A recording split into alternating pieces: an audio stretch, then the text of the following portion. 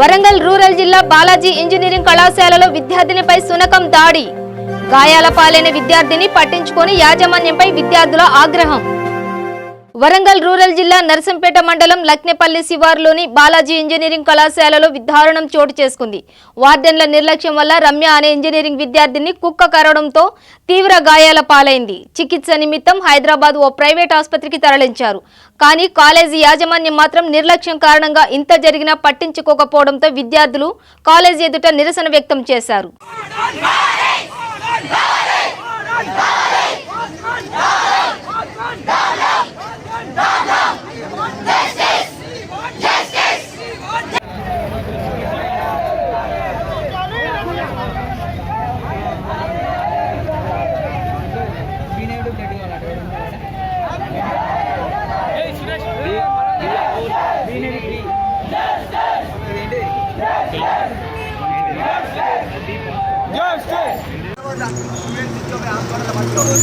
Chairman sir కొంచెం కూడా responsibility లేకుండా అక్కడ బయట పెట్టి అంత ఖండించారు. ఇటువంటి పరిస్థితి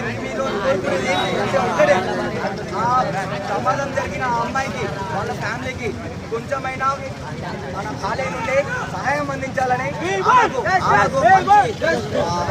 మంచి వైద్య సదుపాయాలు అందించాలని కోరుకుంటూ ఏబీవీపీ నర్సంపేట్